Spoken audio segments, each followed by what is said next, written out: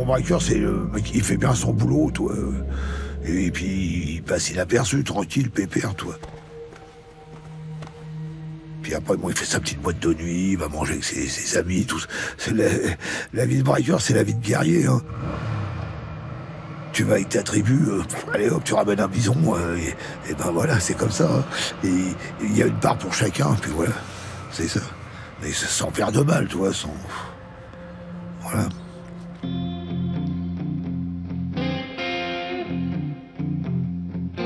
Le tonton flingueur. Une série documentaire d'Éric Robin, produite par Arte Radio. Épisode 1. Premier dérapage.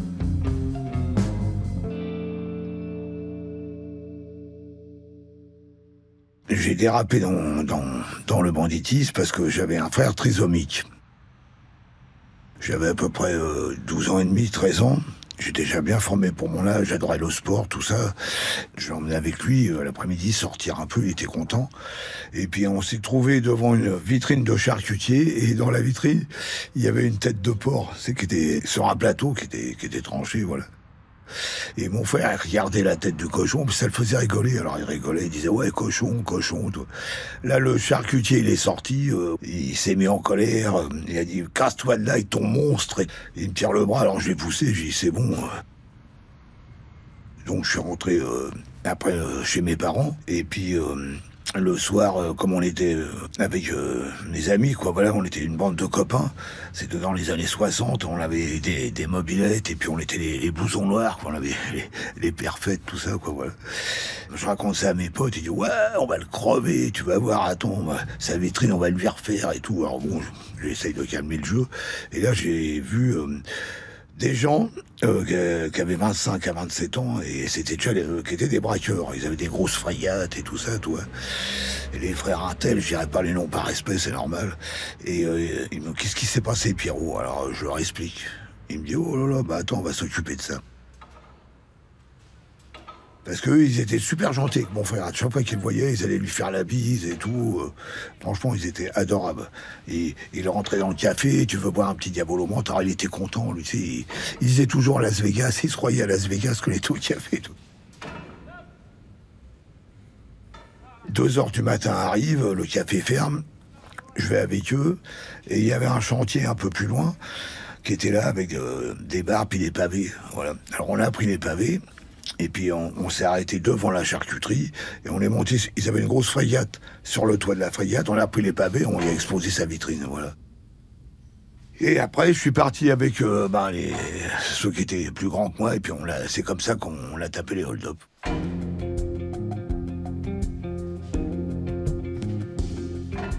Je m'appelle Jean-Pierre Angelo Tagliaferri. Je suis pas né de la dernière couvée. J'en ai une famille, mes oncles du côté du père de ma mère étaient francs-maçons, architectes, ils étaient très gentils. Mon père, alors lui, il travaillait dans le bâtiment, il avait plusieurs camions avec ses hommes, et puis il bâtissait des immeubles, des maisons, tout ça, et des maçons.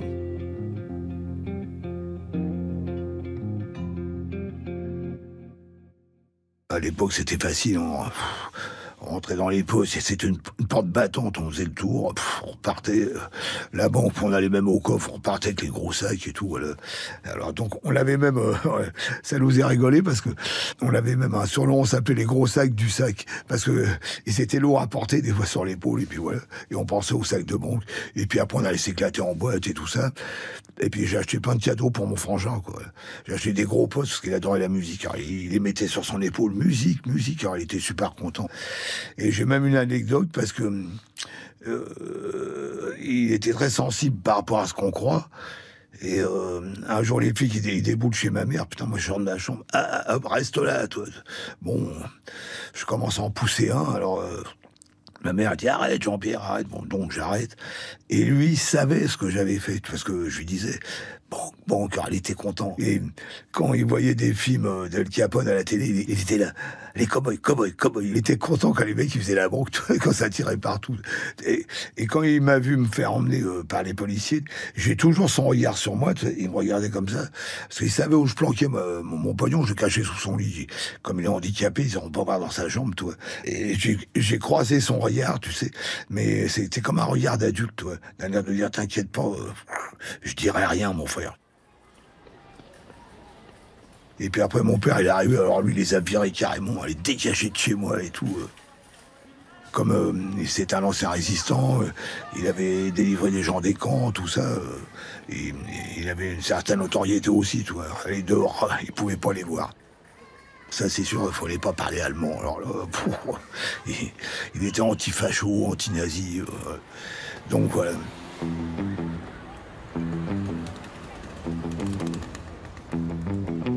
Parce qu'on était dans des petites cités. On avait tous un blouson noir. On était une bande, on était à peu près 80. Moi j'avais une bébé Peugeot, après j'ai eu une Juliette à 5 vitesses au poignet. On est toujours dans un café là, qui était Place Pathé.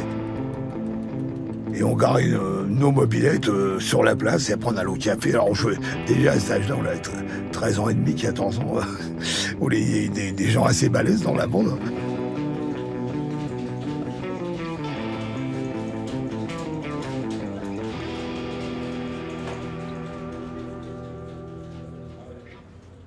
On jouait au Théâtre 21, on jouait au poker, il y avait un billard, on jouait au billard, il y avait un baby-foot, tout. Et puis il y avait des espèces de... On mettait 1 franc et on voyait une télé et puis on voyait Johnny Hallyday qui chantait, Richard Anthony, J'entends siffler le train, l'idole des jeunes, tout ça. Et on adorait ça. Le café, il fermait vers 2h du matin. Alors, on voulait pas se barrer des fois. Alors, le patron, là, c'est un Auvergnat, super gentil. Il disait, ouais, allez, maintenant vous dégagez d'ici. Si les flics y passent, j'ai l'autorisation jusqu'à 2h. Alors, ils vont rentrer, j'ai une belle amende et tout. On était là, ouais, ferme ta gueule, on t'a laissé plus de 5000 balles, ça faisait du pognon à l'époque. Parce qu'on était sportifs, on tapait quand même déjà le Jack Daniel, les demi et tout. On fumait des gitanes, des gauloises. Alors, il dit, ah, vous voulez pas partir? Et il prenait le téléphone, il appelait un divisionnaire qu'il connaissait et qui nous connaissait tous.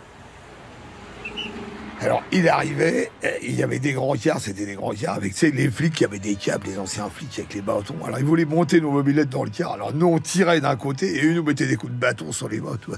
Allez, tout le monde emballé. Et hop.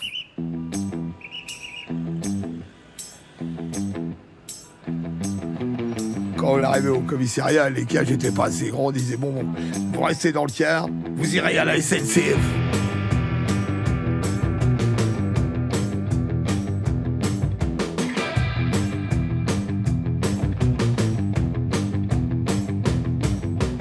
La SNCF, c'était une salle d'haltérophile où les cheminots, la SNCF, venaient s'entraîner. Hop, ils nous amenaient là, il était 2h du matin, 2h30. Ils nous aidaient sapés, tous en slip, et ils nous faisaient faire de l'haltéro jusqu'à 9h, 10h, 11h du matin. Et après, vous rentrez chez vous. On sera bien, on rentrait chez nous. On avait le compte, hein, on n'en demandait pas plus, c'est dormir et puis foutre la merde. Voilà. C'était l'époque ancienne, les flics nous connaissaient, nous on les connaissait. Et puis bon, des fois on se faisait piquer, on allait en tôle. Bon, les bâtons ils nous connaissaient, puis tout petit, ils nous voyaient rentrer et sortir. Ils nous disaient, ça va vous reposer le foie, parce que on était dur hein, quand même. On était très sportifs hein, par rapport à ce qu'on croit. On s'entraînait au judo, là, rue des 5 Diamants, là, et le club s'appelait l'Éléphant Blanc, toujours dans le 13e. Après on ressortait, bon, on retournait en boîte de nuit. On fêtait la sortie, on voyait les mêmes poulets qui étaient là au bar qui nous avaient serré. Ah, ça y est, vous êtes libre, ouais. Bah, j'espère que ça vous a servi de leçon. Ouais, ok. On allait faire la java sur la piste, on dansait, on se saoulait jusqu'à 7h du matin. Puis ouais, c'était reparti.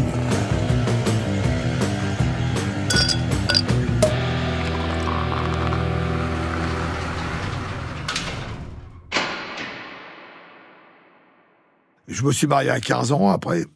Voilà, parce que ma meuf, elle avait un bébé. Mais on s'aimait d'amour quand même. Bon, voilà. Je vais voir ma belle-mère, donc j'arrive. Et j'avais acheté une bonne bouteille de vin pour le beau-père aussi. Bonjour monsieur, mes respects. Bonjour madame, mes respects, mes hommages, la bise, tout. Bon. Quel bon vent vous amène. Ma fille me parle de vous depuis 1 an. Vous sortez ensemble. Alors je lui dis, bah oui, le bon vent qui nous amène, c'est que je viens demander la main de votre fille parce qu'on va se marier. Dit, c'est une plaisanterie. vous avez vu l'âge que vous avez. Vous êtes encore des enfants, toi. Bon. Je dis, ouais, mais elle attend un bébé. Oh là là! Alors là, j'ai vu la lionne de la brousse devant moi. Elle prend une chaise et elle me l'a cassée sur la tête. Oh, j'avais les crânes, ça saignait de partout. Sortez de chez moi, espèce de porc, il a engendré ma fille et tout. Oh là là. Oh, elle m'a sorti un coup de pompe dans le dos et tout. Bon, j'étais me soigner, j'ai me faire recoudre des points de suture là, à la salpêtrière. Qu'est-ce qui vous amène? Mais j'ai dit à ma belle-mère qu'on allait se marier. Bien, ouais. Il était morteur, il l'a tout pillé. Allez, je te fais de la couture là-dedans, dans le crâne, et puis voilà. Je raconte ça à ma mère, elle fait, oh là là, dis jamais ça à ton père, mais tu te rends compte, un enfant sur les bras à ton âge et tout, tu vas être obligé de travailler. Ouais, je t'inquiète pas, je vais aller travailler, maman, tu penses. Ma mère, elle me croyait comme...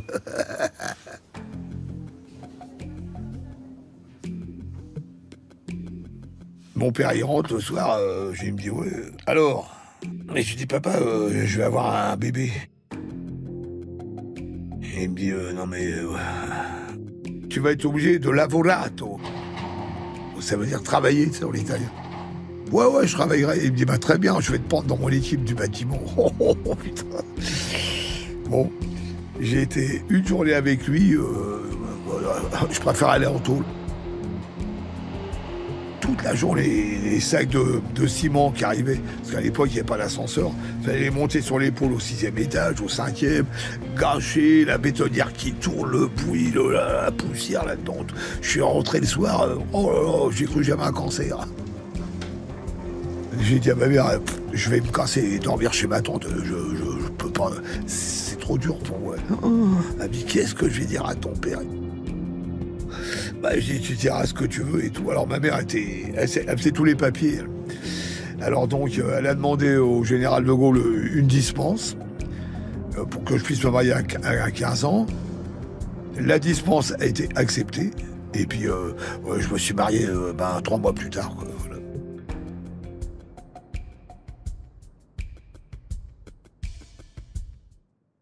Je suis devenu braqueur, j'avais déjà commencé un peu avec les frères Intel, par rapport à la période du charcutier, là, voilà. La première fois, bon, j'étais un peu inquiet, puis après, non, bon, ça m'allait bien, j'étais content. Le fric facile, tout. J'ai acheté des postes pour mon frère, j'ai acheté des belles chemises, plein de trucs, tout, non, voilà. Que ma mère cachait dans une armoire, dit, si ton père, il voit ça, oh là là là, il va comprendre d'où vient le fric et tout. Et ne mets pas d'argent à la maison, allez, dégage, casse-toi, je veux pas voir les poulets ici. Je peux pas travailler parce que ça me donne de la dépression, je vais t'expliquer pourquoi. Parce que quand je vois les gens, ils vont à l'usine, les pauvres, ils pointent et tout, pendant 40 ans de leur vie, pour avoir leur retraite et tout, mais des fois, l'usine, elle ferme avant, toi, ils sont malheureux, tu les vois à la télé et tout. Non, moi, à l'usine, à l'époque, on y allait une fois par mois, quand le coffre était ouvert.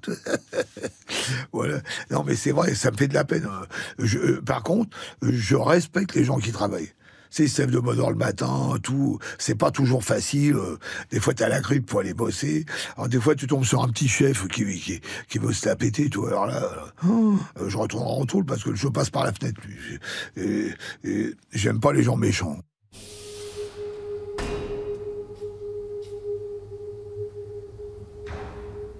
Mon premier hold-up, c'était dans une cabane en bois à Bercy. C'était les KV20. Qu'il y avait là, et ceux qui bossaient là, ils venaient se faire payer dans la cabane en bois. C'était une enveloppe avec la fiche de paye dedans, et puis il y avait quand même 2 briques, à l'époque ça faisait de la monnaie. On a eu le tuyau, bon, on est rentré, on était 3, on a braqué le mec, il a pas bougé. Il a levé les mains, on a ouvert les tiroirs, et c'était des boîtes en fer, il y avait les enveloppes. On a mis tout ça dans un sac de sport, puis on s'est cassé, puis voilà.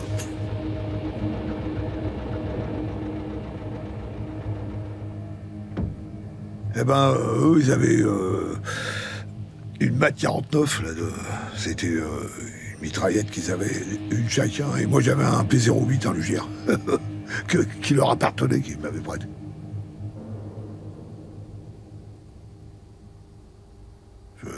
J'ai peur des armes, je déteste les armes, c'est pas du pipeau. Hein.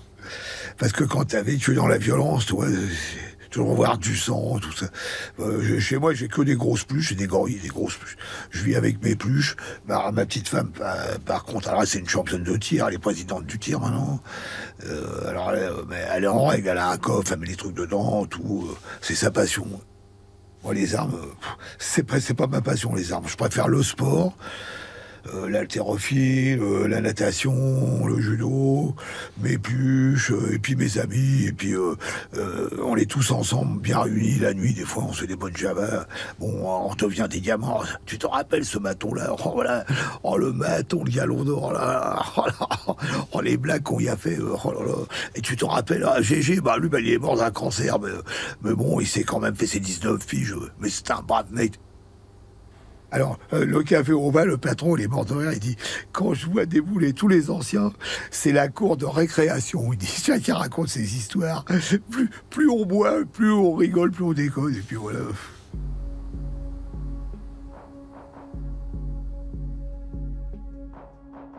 Les mecs avec qui j'ai fait le braquage à Bercy, bah, ils sont partis, eux, ça y est, ils sont installés, c'est devenu des honnêtes commerçants.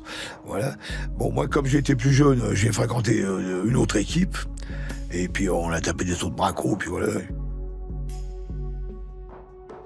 C'est carrément les banques, les fourgons de poste, on avait les tuyaux. Alors, je peux pas dire de nom parce que les gens importants qui travaillaient dedans, c'était facile.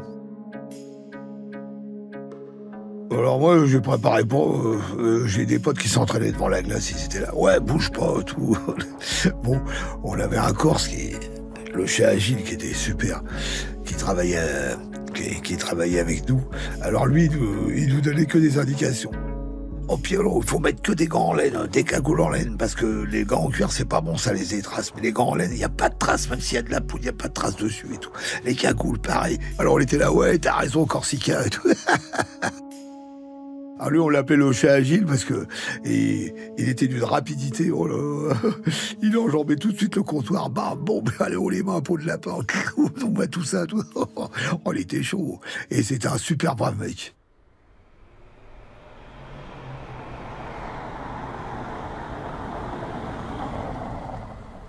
Bah, à l'époque, on roulait beaucoup en RCSTS.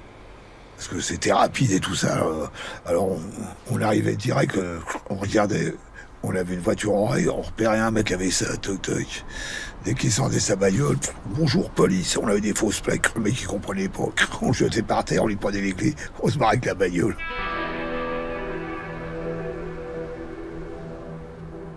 On avait le plan de la banque, on avait tout, la sortie par derrière, tout, on avait ça. Alors, et puis on y allait, puis ça se passait bien. Moi, j'aimais bien faire l'entrée et sortir en dernier. Tranquille, tu sors, tu regardes, toc, toc, toc. Et ça permet de couvrir tes amis ici. La personne qui nous donnait le tuyau, elle nous disait « Dès que vous voyez que je rentre, vous enquillez derrière moi. » Je peux pas faire une affaire de banque ou de fourgon si t'as pas le tuyau. Faut ouvrir les coffres s'il n'y a rien dedans. Maintenant, c'est autre chose. Les jeunes d'aujourd'hui, ils sont ailleurs, sur des autres affaires. Ils ont raison, il faut bien qu'ils mangent.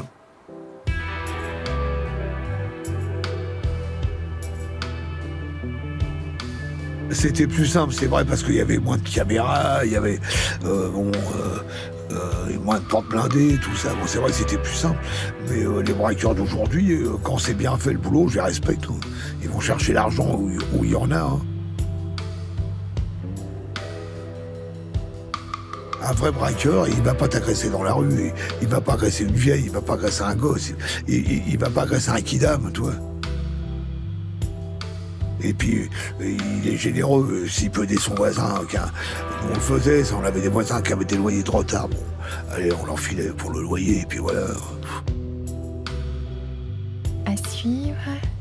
Il y a des gens, ouais, les jeunes de maintenant, c'est plus mal. Les jeunes de maintenant, ils souffrent aussi, et ils tapent des belles affaires, et puis voilà. Sur Arte Radio. C'est la vie qui est devenue dure aujourd'hui. .com. Je vais pas jeter la pierre à ce que j'étais 20 ans en arrière.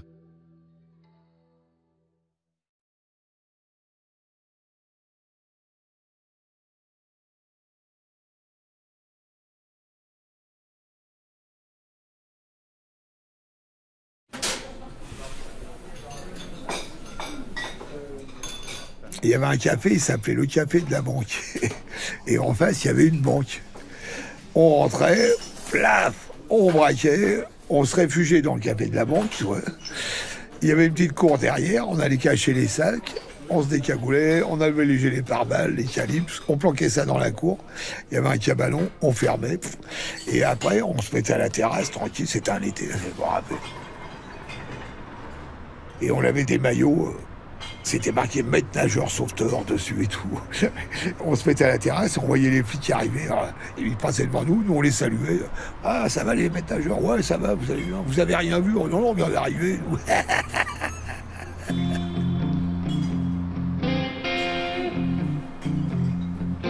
Le tonton flingueur. Une série documentaire d'Éric Robin, produite par Arte Radio. Épisode 2. La fête au village.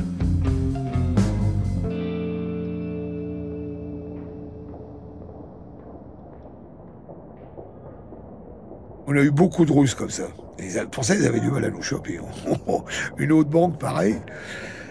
Il y avait la banque qui était là. Et juste, tu traverses le trottoir, tu avais un magasin de fringues. Ils vendaient des chaussures Adidas, des choses... Et le patron, qui était un pote à nous, qui avait été à l'école avec nous, toi, hop, de la banque, on sortait. Alors, on emmenait les gens en bas, hop, on les enfermait gentiment, on se cassait, et on rentrait dans le magasin en face. On cachait tout dans les cabines où on se déshabille, on disait Aldo, surtout, il dit, mais si les flics qui viennent et qui me demandent, tu diras que t'as vu personne, t'as qu'à dire que t'étais dans la remise et puis c'est tout. Alors il prenait les sacs et il les laissait pas dans les cabines, il les prenait, il les mettait sous son bureau. Tout.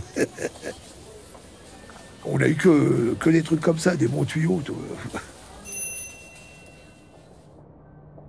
Une autre fois, pareil, alors là, on tape une banque dans le 12e à l'époque, blah, putain, on va au parking pour choper la voiture relais, puis plein de flics partout. On avait une gonzesse super, elle braquait avec nous, elle me dit j'ai un tuyau, c'est ce qu'on fait. On se calme, on va au commissariat et on fait une main courante. J'ai dit, c'est marathon, on se tape une banque, on va aller au commissariat. Elle me dit, mais si, comme ça, on attend. Pendant qu'ils vont nous chercher dehors, on sera dedans, on est chez eux, ils vont jamais nous trouver. Alors elle a fait sa main courante, moi j'ai fait la mienne, ouais, je suis professeur de judo, il y a mes voisins, toutes les nuits, ils foutent la merde et tout. Le menteur, j'avais les sacs pleins de thunes. Et puis on leur a échappé comme ça, toi.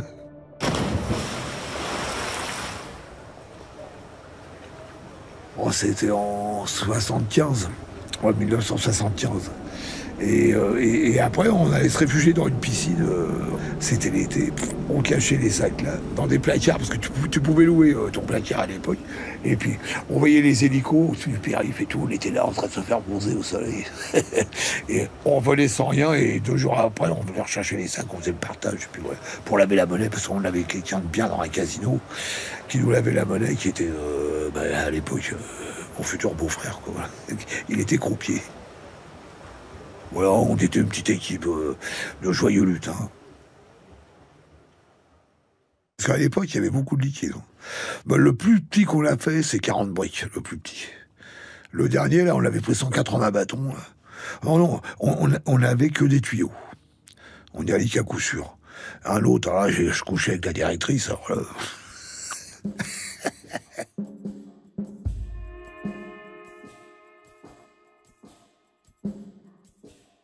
Je l'ai connu, c'était en boîte. Oh merde. Puis à l'époque, c'était l'époque des slows, tu sais, alors ça frotte et tout. Ça bande, ça mouille les meufs, les mecs ils bandent, tout. Et bon, je commence à lui enlouer une pelle, j'y vais doucement. Elle dit pas non, bon, on finit à l'hôtel à 5h du mat', tu vois. Elle me dit, qu'est-ce que tu fais dans la vie? Je dis, oh, moi je suis professeur de hatha yoga et tout. Elle me voit bien, parce que en plus je suis maître nageur, sauveteur et tout. Je sauve la vie des gens. Elle était contente et tout. Ah, j'ai jamais connu ça, tu me fais bien l'amour. Toutes tes gonzesses disent ça le premier jour, tout. Bon, bref. Et elle me dit, j'ai dit, toi tu travailles où? Elle me dit, moi je travaille à la Société Générale, je suis directrice de banque. Oh, j'ai dit, c'est dangereux comme métier, ça. Alors elle me dit, pourquoi? J'ai dit, tout ce qu'on lit dans les journaux, les gangsters et tout. Elle me dit, mais toi, t'as pas le profil. J'étais content. Et on est resté presque 2 ans ensemble, et puis à un moment donné, sur l'oreiller, petit à petit, j'ai perdu 7 kilos.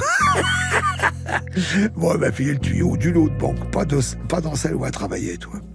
Parce que ça serait trop vu, je chantais avec. Et puis ça s'est bien passé.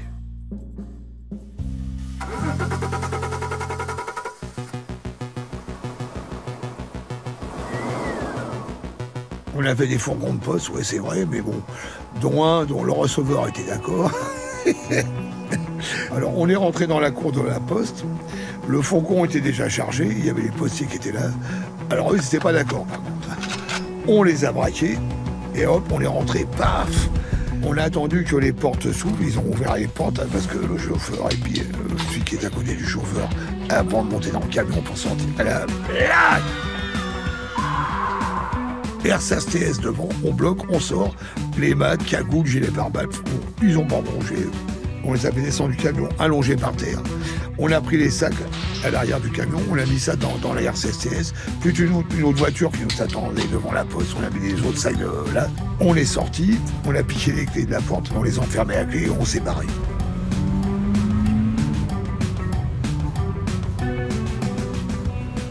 Ça a duré quoi, l'espace de 3 minutes, même pas. Là, pareil, ça s'est passé en tendresse. On a mis la tendresse dans les flingues parce qu'on avait le tuyau.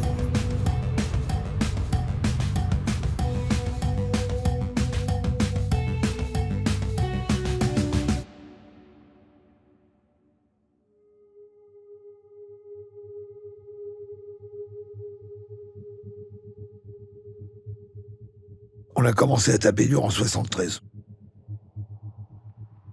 74, 75, 76.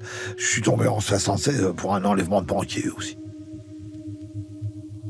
Monsieur Le Moganec, on l'a suivi pendant pas mal de temps, on a été chez lui. Bon, j'ai un de mes amis qui a gardé sa femme et ses enfants à 7h du matin, mais qui était gentil avec les petits. Hein. On y avait acheté des jouets, on avait tout prévu. Alors, les mômes, ils comprenaient pas, ils avaient des grosses voitures de pompiers, des gros jouets, ils croyaient que c'était Noël, tout, au mois d'août. Et ils appelaient mon pote tonton. Ah, tonton, il est gentil. Ils gardaient les petits, la femme, le temps qu'on emmène le banquier à la banque, qui nous ouvre, et puis qu'on fasse ses coffres, et puis qu'on se casse, et puis voilà. Ça s'est passé très bien. Sans violence, sans... Alors, j'avais pris 5 ans aux assises, 5 ans de sursis, et 5 ans de mise à l'épreuve, voilà.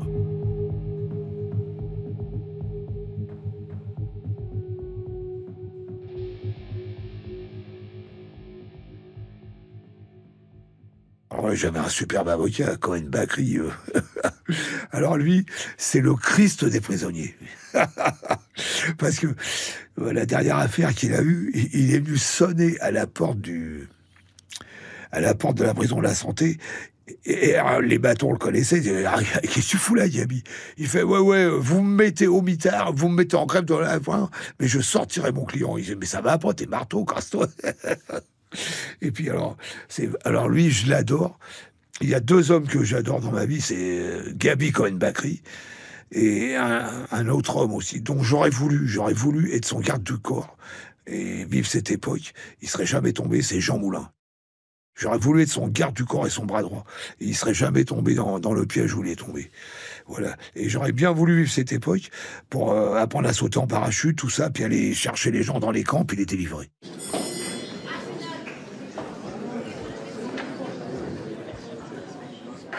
Gaby Cohen-Bacri, qui était mon avocat, qui a un âme, mais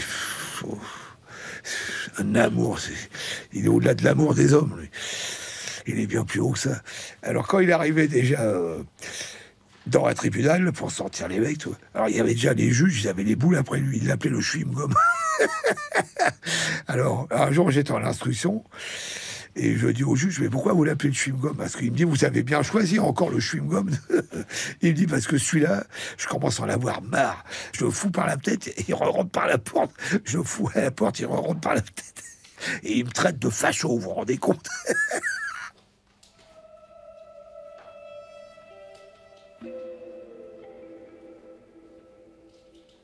Et un jour, j'étais dans le box, il arrive comme ça, du bout de la salle, avec sa robe sur l'épaule. Le président lui dit, monsieur, allez vous habiller pour plaider, tu vois. Il dit, mais vous n'avez aucune arme, je m'appelle Gaby Cohen-Bacri, tu vois. Alors il s'habille devant tout le monde. Il se tourne vers la salle, il dit, nous allons chanter ensemble aujourd'hui, parce que plus jamais ça, pour mon client. Nous allons chanter ensemble, nuits et brouillards. Ils étaient 20 et 100, ils étaient des milieux nus, mais cretons, blancs dans ces wagons plombés, qui déchiraient la nuit de leurs ombres battantes. Oh, les Allemands, vous qui étiez du haut des Mirators, et toute la salle qui reprend. Ils se bouffaient les ongles, le président. Ah, il se tenait la tête comme ça, dehors, dehors. S'il y en a un qui doit sortir d'ici, c'est le fasciste que vous êtes. Et il est décédé, la paix à son âme. Il venait avec tout faire la fête. Il était intouchable. Quelqu'un aurait touché un de ses cheveux. Il avait une armée de 1000 mecs derrière. Ça, c'est sûr.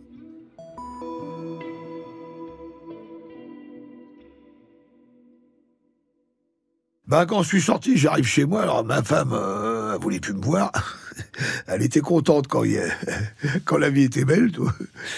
Bon, j'étais avec mes potes, ils étaient venus me chercher.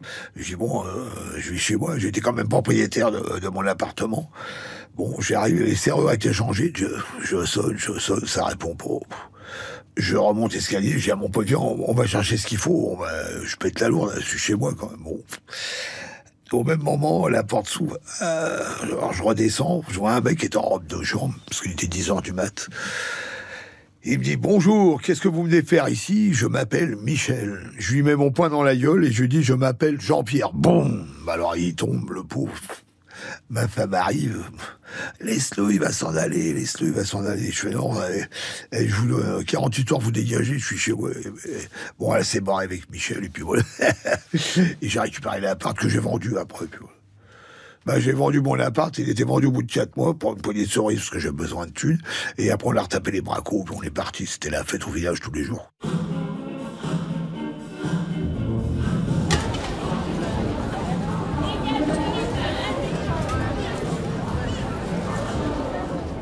On tapait les bracos, on bloquait le pognon, alors on allait au resto, alors on se privait pas.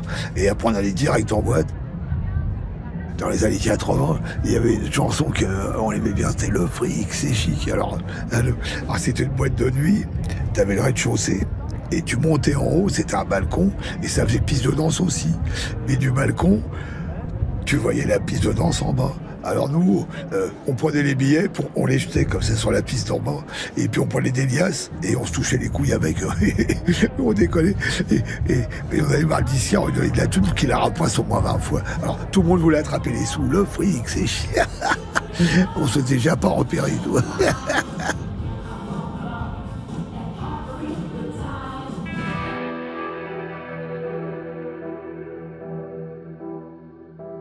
Je suis retombé en 85, puis j'ai pris 15 ans, quoi. J'ai eu un dérèglement de compte qu'on a eu entre nous, puis voilà, j'aime pas trop en parler.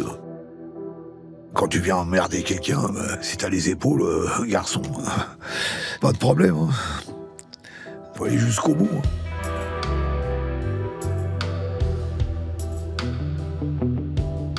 C'est les règles du milieu. Voilà. Faut se défendre. Hein. Et je suis pas en tort. Il se rendait pas compte à la porte où il frappait, quoi, voilà.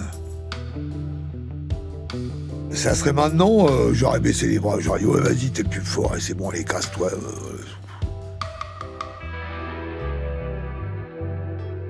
Mais nous on est des voyous, on fait du sport, on s'éclate, on fait la vie, mais quand on se bat pas trop avec les mains. On est des guerriers, hein, c'est sûr. Si vraiment c'est grave, on va l'armurer. À suivre. Au total, 20 passés, hein, parce que j'ai toujours refusé les conditionnels, les machins. Sur arteradio.com. Je préfère faire ma peine complète, je sors, je suis un homme libre, voilà.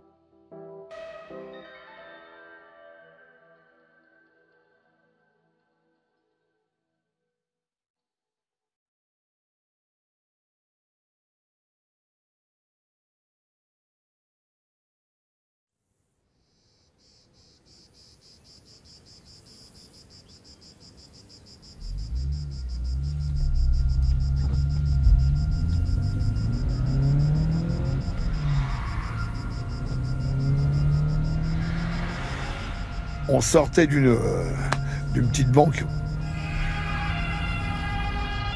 Alors ils avaient l'air de nous stopper, tu sais, les carabiniers, c'est pas les flics français. Hein. Quand ils ont ordre de stopper les gangsters, ils allument, surtout à cette époque-là. C'était la pleine époque des brigades rouges, c'était... Bon, on avait une grosse Fiat, je me rappelle. Et pas de sommation, rien. Mon pote, il fait « Ouais, guarda qui ment, guarda qui ment ». Alors je regarde, on voyait au loin c'était des herses par terre. Et puis eux, ils étaient déjà en position et ils nous ont donné le baptême. Les dragées. La tarte au pruneau.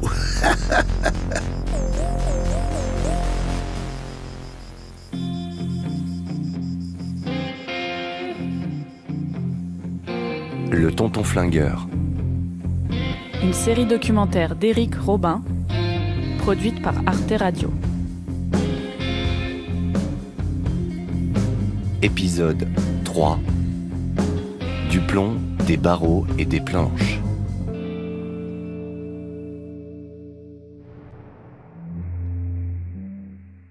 Moi, j'ai pris une bastos dans la tête, j'en ai pris dans le bras.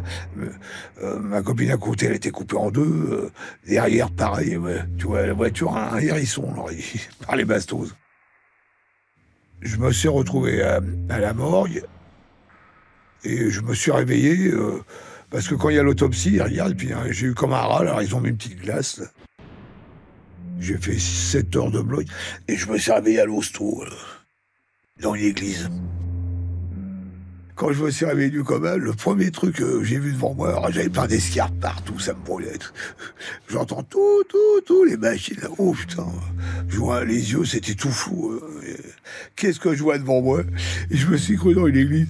C'était une bonne sœur, c'est une bonne sœur qui te garde là-bas. Elle avait des gros nichons comme ça, il y avait marqué Sœur Conchita.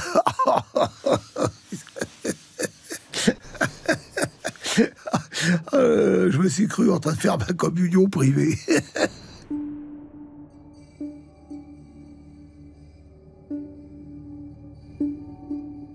Donc transfert en France parce que j'avais des affaires au cul qui traînaient.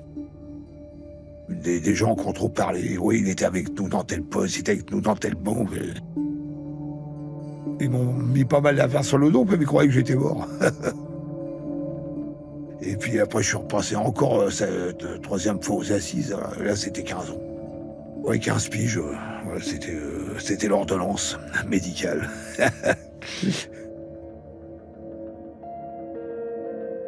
J'ai fait pas mal à la santé déjà. Et après, j'ai été au CNO à Fresnes. Je suis resté 18 mois. J'ai été en centrale à Poissy, centrale de Poissy. Bon, là-bas, j'ai retrouvé des potes aussi. Et on a construit un théâtre. Alors, le théâtre en prison, à l'époque, c'est une éducatrice que j'adore, et puis qui écrivait des pièces et tout, qui est venue nous voir. Est-ce que ça vous dit de faire du théâtre? Alors moi, j'ai dit ouais, avec plaisir et tout. Elle s'appelait Isabelle Guyon. Elle est adorable, cette femme. Et alors, j'ai dit, ouais, si tu veux, on peut même t'écrire des pièces et tout. Elle me dit, ok, pas de problème. On a été voir le directeur, le brigadier, le galon d'or, les matons. C'est un peu la gueule. Bon, à mon avis, c'est dans le lac. Et puis, 15 jours après, le directeur m'appelle, il dit, bon, d'accord, pour que vous construisiez un théâtre. Alors, il nous a donné une salle vide. Alors, on est arrivé, les scies, les planches, on a fait une scène, on a tout fait ça, mais vraiment, on s'y est donné à fond. Et puis, il y a eu la première représentation de la pièce qui s'appelait Le Corbeau. Et ça nous a permis, aux détenus et aux familles, surtout aux détenus, parce que les familles avaient le droit de venir, d'avoir une vue sur l'extérieur. J'ai joué le rôle d'un mec qui s'appelle Jean-Pierre, qui est un écorché vif. Alors je suis habillé tout en rouge, des bottes, le blouson marqué Edith Piaf, tout je jette en l'air, j'arrive sur scène, ouais. Mes parents m'ont appelé Jean-Pierre. Donner un prénom à un homme, c'est déjà le réduire en esclavage et tout. Alors là, tout le monde s'est barré. Ouais, vas-y, Brutus. Ouais, vas-y, Jean-Pierre. Là, c'était encore une joie de vivre, toi. Tout en étant enfermé, la joie de vivre, elle était là, toi. J'allais à la salle d'échecs. Et j'avais un bon copain à moi qui était adorable. Alors lui, il avait fait des études de médecine, et puis il s'était fait piquer en transportant de la cam, quoi. Voilà, bon, je crois qu'il avait pris 10 piges, et lui, il écrivait bien. Alors moi, je lui dictais, puis lui, il écrivait. Et après, on appelait ça Isabelle. Voilà.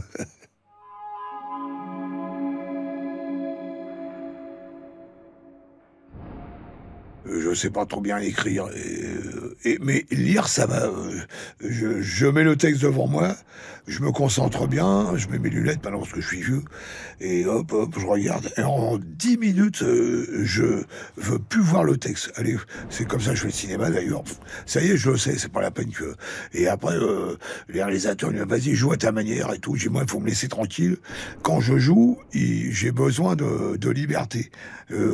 Pour moi, un acteur qui joue, qui a pris son texte, c'est pas une récitation, toi. Oh, combien de marins, combien le capitaine sont partis joyeux pour ces courses lointaines. Dans ce morne l'horizon, jamais ne sont revenus. Océano Nox de Victor Hugo. C'est un exemple, tu vois. Mais si je dois le jouer, je le dirais pas comme ça. Sinon, je me sentirais comme un môme qui va au tableau. Vas-y, récite-moi ça devant la maîtresse. J'aurais plus l'impression de jouer, quoi. Voilà.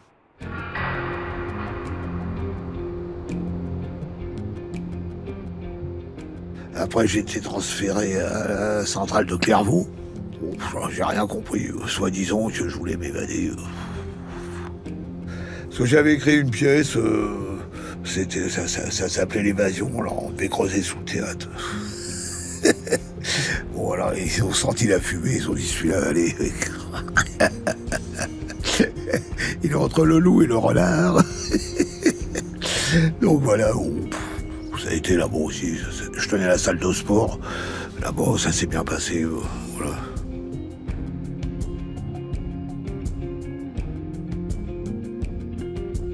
T'as un dossier qui te suit. Ils ont vu que j'étais ceinture de judo, que même dehors, quand j'étais jamais, j'allais m'entraîner quand même au judo tous les jeudis. Que j'avais fait traverser la Manche à la nage, tout ça, j'étais sportif. Alors je tenais le théâtre et la salle à Poissy déjà. Alors ils m'ont mis là, ils m'ont classé là, et puis voilà.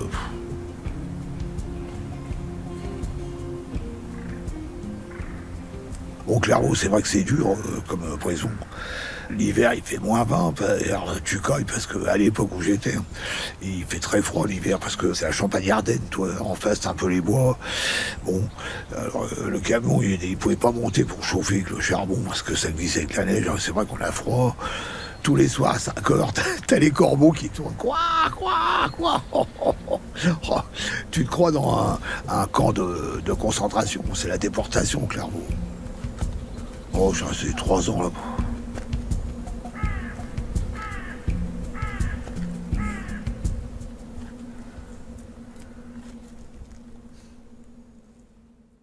Je veux pas trop me retourner vers les pleurs, tu vois, parce que il y a plein de gens dans cette vie, puis sur cette terre, qui sont plus malheureux que nous. Hein. Quand je regarde le Téléthon, quand tu les vois arriver sur leur chariot, là, et ils sourient et tout, et ils ont envie de vivre, je me dis, JP, t'es bien gentil, mais tu fermes ta gueule, hein, va pas te plaindre, hein, voilà. Et quand on fait des retours en arrière, quand on était bébé, quand on était tout ça, bon, les parents nous ont quand même un peu choyés, ils nous ont un peu aimés, tout ça. On a eu de la famille, tout, alors qu'il y a des gens qui sont nés à la DAS, qui n'ont jamais connu leur père, leur mère. Alors, j'ai pas le droit de me plaindre, je suis un ma gueule. J'ai fait ce que j'ai voulu, c'est tout, voilà. Ah bon, et si des fois, en m'écartant de la société, que tu vas emprunter les lois en allant taper tes hold-up pour te casser après dans les îles avec le pognon, t'éclater et tout, bon, si tu te fais pincer, tu fermes ta gueule et puis c'est tout. Tu savais ce que tu faisais, t'as pas à avoir des regrets, hein. J'ai jamais été enfermé, même bon, quand j'étais au placard, ça m'a fait un peu chier, je vais pas dire, mais bon, j'avais trouvé comme une seconde maison, quoi, des autres amis, tout. C'est souvent dans la misère que les hommes se forgent, et ma famille, bon, il y en a beaucoup qui m'ont rejeté parce que j'étais au placard, mais moi, ma famille, je l'ai fait sur la galerie des prisons, voilà, et puis dans les cours de promenade, tout ça, et puis voilà. C'est pour ça que moi je regrette rien.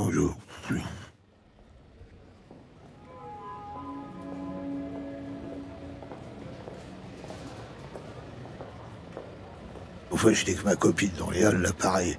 Alors, il y avait une dame, son petit garçon, les Roms, là, toi. Elle était assise par terre sur des matelas. Bon, j'ai file 20 €, j'en ai rien à foutre, toi. Alors, ma copine, elle commence, faut pas faire ça, tu te rends compte et tout, voilà. J'ai dit, écoute, alors là, on va plus être amis. Toi, tu pars à droite, moi je pars à gauche, tu sais, ça m'a énervé. Dès que je vois des mendiants, j'en lote toujours un peu, je m'en fous, j'en ai rien à foutre, toi. Et après, je rentre chez moi, quand je vois des cas graves, toi, ça me bouleverse. Alors, je rentre chez moi, je me saoule la gueule et je dors, toi.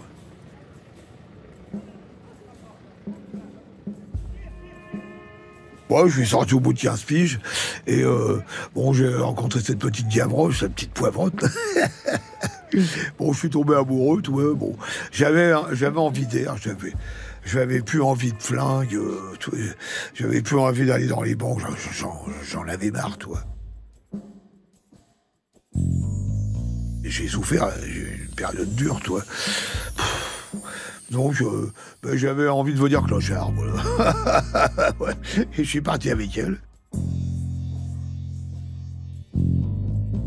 Et on l'a vagabondé, voilà. Et puis, c'est vrai que bon, je dormais un peu sur les bancs avec elle. Je pétais des portes à coups de pied pour dormir dans le couloir quand il caillait. J'avais découvert une autre vie, tu vois. Après, on avait trouvé un appart dans le 16e rue. Oh, ça m'en viendra. Alors, c'était une petite chambre de bonne. Mais le propriétaire d'immeuble était très gentil. Il nous voit arriver, l'allure. Bon. Alors, j'avais un peu de thunes, on paye un mois de loyer d'avance, tout ça. Bon, après, le soir, on était bourrés, on jetait les bouteilles par la fenêtre, les voisins qui gueulaient et tout. Et ben, il venait nous voir, il était super sympa. Et pourtant, c'était un monsieur qui était mais vraiment milliardaire. Hein. Il était propriétaire de la moitié de l'immeuble. Et il nous aimait bien, de temps en temps, il nous invitait au restaurant.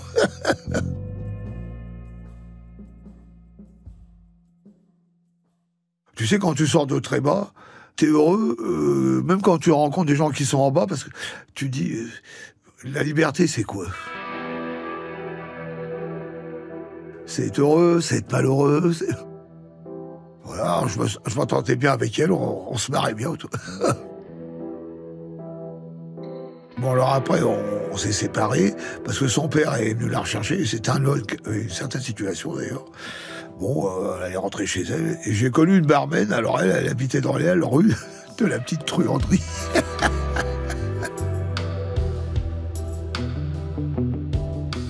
Alors elle était un peu louf, parce que elle habitait dans un studio, elle avait au moins une trentaine de chats, putain. La nuit, je dors avec elle, j'entends plein de bruit dans l'armoire, bon, putain, elle ouvre les portes, les chats, ils bondissaient partout, oh là là.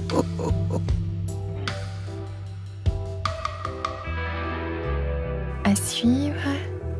Oh, je suis resté 15 jours, puis je suis parti. Sur arteradio.com. Et puis après j'ai repris à l'aventure, puis voilà.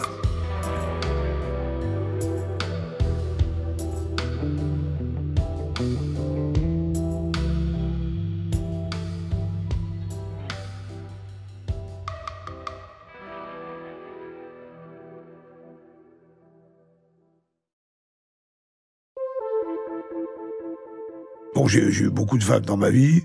Bon, j'ai travaillé comme portier dans les boîtes, tout ça. J'ai eu des femmes de, comme on dit, bon, des femmes de joie, mais qui sont adorables. Quand t'es voyou, tu te payes qu'une voyouze. Hein. Voilà. Mais quand on se quittait, bon, on se quittait bien, toi. Le seul embrouille que j'ai eu qu'une femme une fois, bon, c'est de ma faute. Hein. Elle était super, une cubaine, mais belle comme le jour, et elle avait appris que je l'avais trompée. Alors, elle arrive un jour, tac.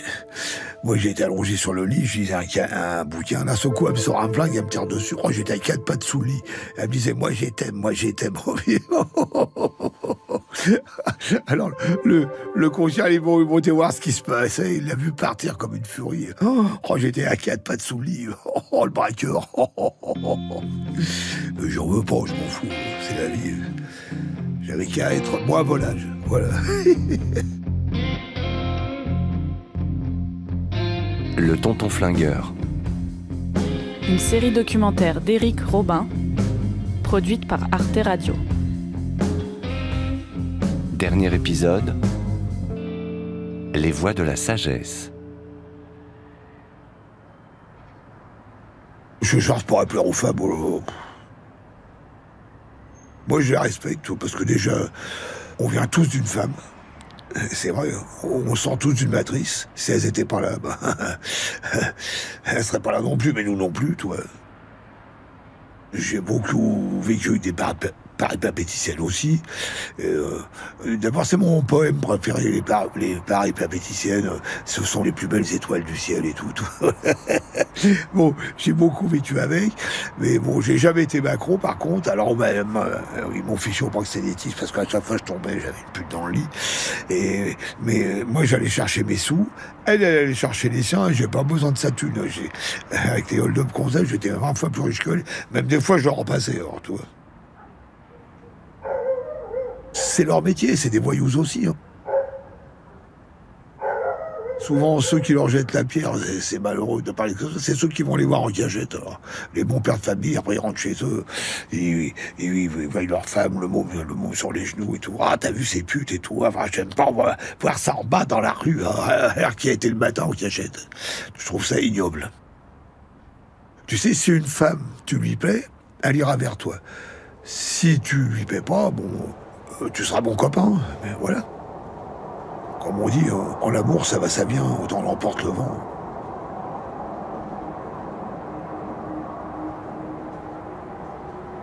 J'ai été portier dans une boîte de transsexuels aussi, alors là, j'ai rigolé. J'ai vu des mecs, mais attention, des gros durs, hein, je peux te dire. Ils allaient voir les trans, ils allaient voir les putes, c'est la vie des voyous, c'est comme ça. Et même des gens bien. Hein. Certains qui arrivaient en Ferrari, cigares, leur petit bidet au bras. Un certain Philippe qui arrivait avec sa Ferrari et son cigare. Alors lui, il est avec les putes.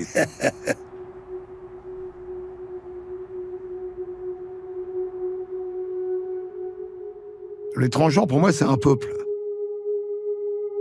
Ils ont choisi de sortir le côté masculin de leur corps pour n'être qu'une femme unique. C'est pas toujours facile parce que ça demande des opérations terribles. Il y en a, ils se font retirer le sexe. Et alors, après, ils se font greffer des seins. Après, ils se font opérer de la gorge pour avoir une voix féminine. Tout ça, ça demande un courage extrême. Par contre, le travesti, alors, on en avait un, nous. Il était champion d'Europe de boxe, le mec. L'après-midi, il était à la salle, il s'entraînait, bim, bam, boum. Et le soir, il s'habillait en nana, il arrivait, bon, on l'appelait Georgette, parce que il s'appelait Georges de son prénom. Et un jour, je suis devant la porte, Et il avait une grosse bagnole couleur champagne avec une grosse tête d'otique devant, quoi. Et il sort, il habille ses hauts talons et tout. C'est vrai, il avait un peu les bras de camionneur. Et il y a 3 petits connards qui pensent, ouais, pédé, enculé. Alors moi, je fais attention. S'il y a de la bagarre, j'y vais. Et il me dit, non, non, non, reste à ta place. Ils vont goûter du piston. Il enlève sa perruque, il enlève ses hauts talons. Je lui garde, il en a allongé 2. Et le 3e, il est barré en courant. Alors après, il remet ses hauts talons, il remet sa perruque. Il arrive devant l'église, il danse. Alexandrie, Alexandra. Voilà. Mais ça, c'est le travesti, ça n'a rien à voir. Tandis que le transgenre, il enlève vraiment le côté masculin de son corps et de son âme. Il est une seule femme, c'est tout. Et ça se trouve, Dieu, il était androgyne, puisqu'il nous a fait androgyne sans le savoir, parce qu'on a un côté masculin, un côté féminin. On ne sait pas. Ma rencontre avec Christina, je sais que c'était... Ça fait 15 ans. Je l'ai rencontrée, c'était à Pigalle. J'étais au Moulin Rouge parce que j'ai un pote qui fait la sécu et puis qui est responsable. Et je la vois passer, tu vois. Et il me dit, waouh, la petite bombe. Je dis, attends, celle-là, c'est pour moi, direct. Alors je l'ai attrapée au vol. Je lui ai donné rendez-vous. Et après, on s'est revus. Et puis, on a fait cette proposition de mariage pour emmerder ceux qui n'aiment pas le genre trans, quoi, voilà.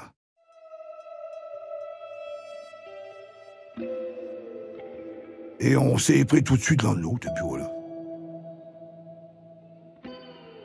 Alors, j'ai eu plein de femmes avant aussi qui n'étaient pas comme ça, mais bon, on s'est aimé, je ne cherche pas à savoir pourquoi on s'est aimé, et c'était comme ça.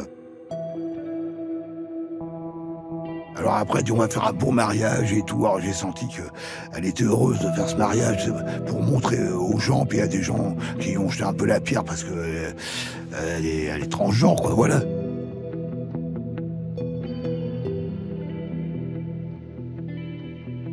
Et puis moi, dans ma tête, j'étais heureux de faire ce mariage parce qu'on s'aimait vraiment, voilà. Et puis, j'ai gardé un petit secret au fond de mon cœur, ça m'a permis de venger Coluche. Le jour du mariage, quand on est arrivé au théâtre Calabru, tout le monde est sorti des cafés, il y avait des gens de partout, les touristes qui nous suivaient, qui sont montés jusqu'en haut de la commanderie, on était à peu près 1800 personnes. Il y a Bourdon qui est venu comme témoin de mariage, il y a eu Jean-Claude Dreyfus aussi, il y a eu des gens de l'équipe de football, là, je ne sais pas si c'est l'équipe de France, enfin, on était au complet. Hein.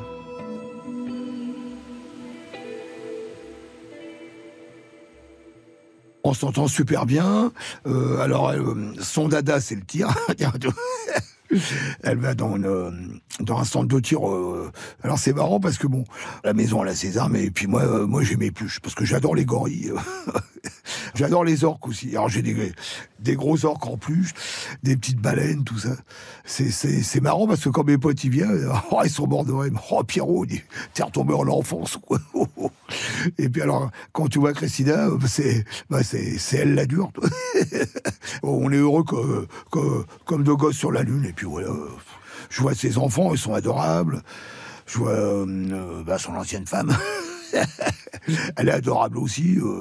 Quand t'as un certain vécu, t'as tout vu, tout connu. Il te reste plus qu'à attendre que le bon Dieu il te récupère dans ses filets. Comme un pêcheur, il pêche ses poissons, puis voilà. Pour mes 70 ans, il y avait des anciens, des potes à moi, gros sac, du sac. Alors déjà, on a fait le restaurant, on était 5 heures à table. Après, on a été en boîte, on est sorti, il était 6 heures du mat.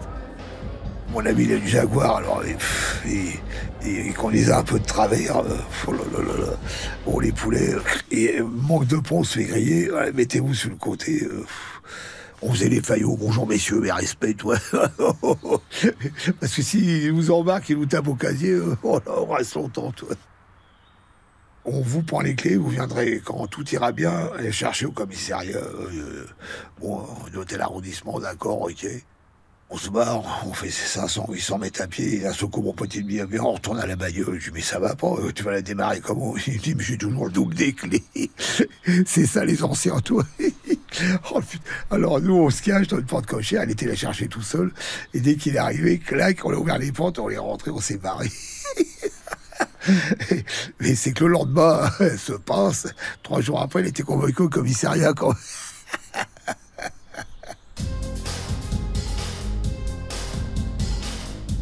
Oh, on a été un peu partout, on a été à l'aventure, on a été, oh là là, on a été au Chlore aussi, sur les champs. C'est des nanas qui dansent sur une table comme ça, sur des estrades. Puis après, tu vas en bas, à la danse de Brantois, où elle peut, t'as des petits rideaux, tu remontes, tu fais un petit billet de 50 €, elle est contente, c'est bonne ambiance, c'est bon enfant, tout.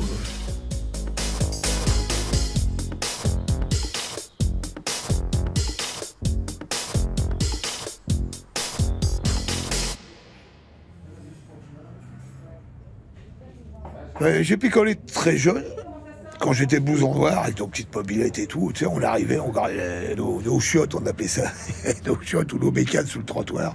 On les mettait sur le béquille, on rentrait, on roulait des épaules dans le café, on demandait une bière, mais on voulait pas de verre.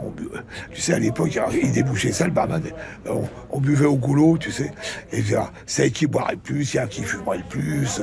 Et donc, ça fait que sans s'en rendre compte, déjà là, j'avais quand même que 12 ans et demi, 13 ans, j'étais déjà bien balèze, je me rendais pas compte, je picolais quand même, toi.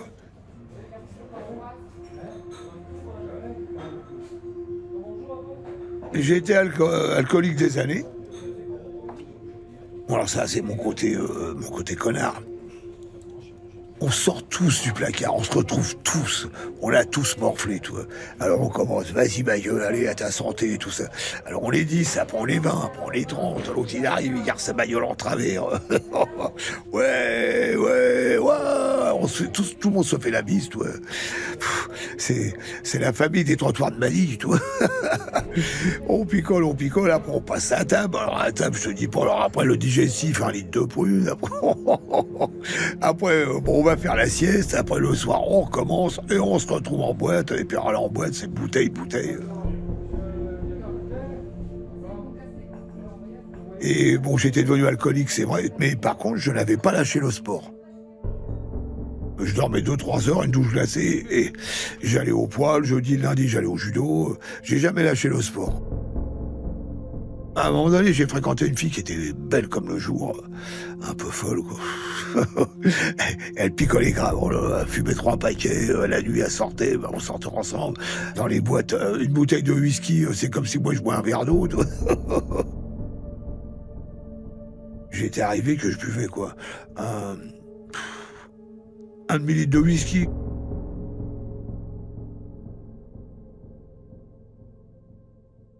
Je voulais pas aller dans une maison où on fait une cure, toi. Je voulais pas finir comme ça, gaga, c'est bon.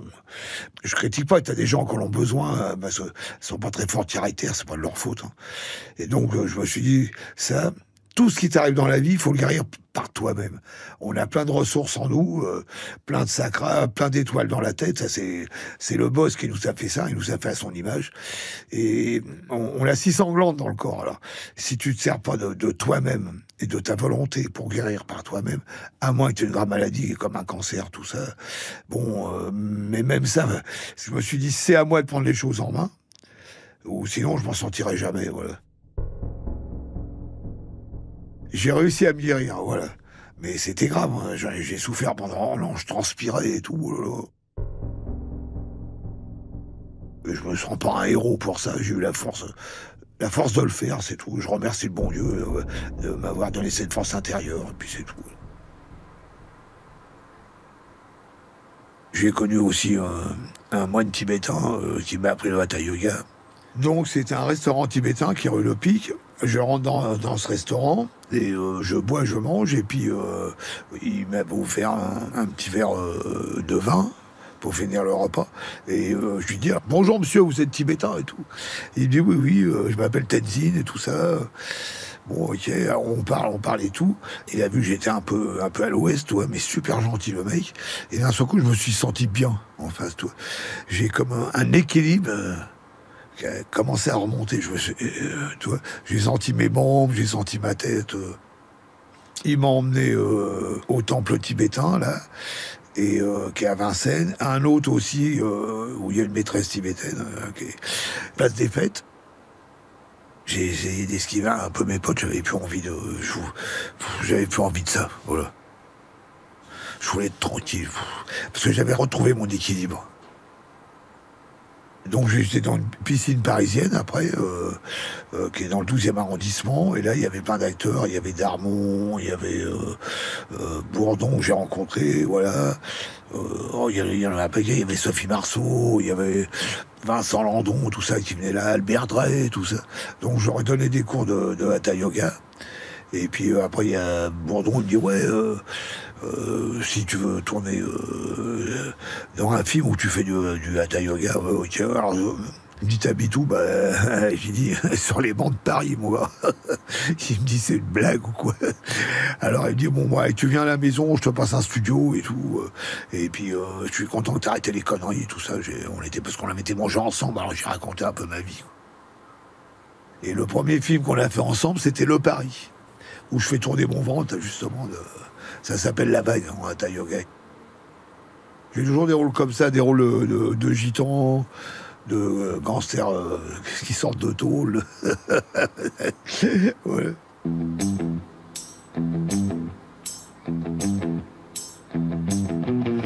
Alors là, je sais même plus dans quel monde je vis. Aujourd'hui, je vis ma vie tranquille.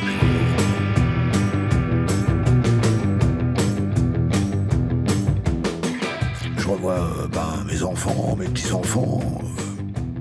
Une dernière qui est née, là, la petite, elle a 3 mois. Là. Alors, je vais la voir, je lui donne le biberon. Tout le monde se moque de moi, ma fille rigole. Alors, je lui chante une chanson. Alors, j'ai inventé des paroles. Je dis ouais, tu es ma braqueuse de cœur, tu as braqué mon cœur, tu m'as mis une balle en plein cœur. Alors, elle rigole, c'est petit rigolo. Et moi, je lui donne le biberon, tout.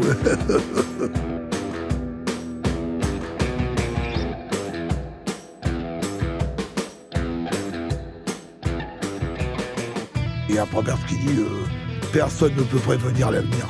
J'en sais rien ce que je ferai. Le passé, c'est le passé. Bon, j'ai des bons souvenirs comme des mauvais souvenirs, mais je garde les bons, puis les mauvais. Il y a des poubelles dans la rue. Je descends mon sac tous les matins. Je fais ça dans la poubelle, je me prends pas la tête.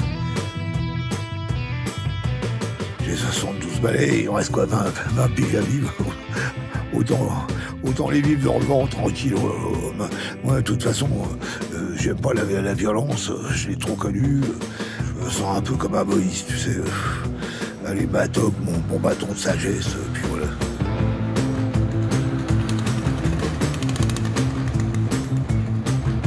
Arte Radio.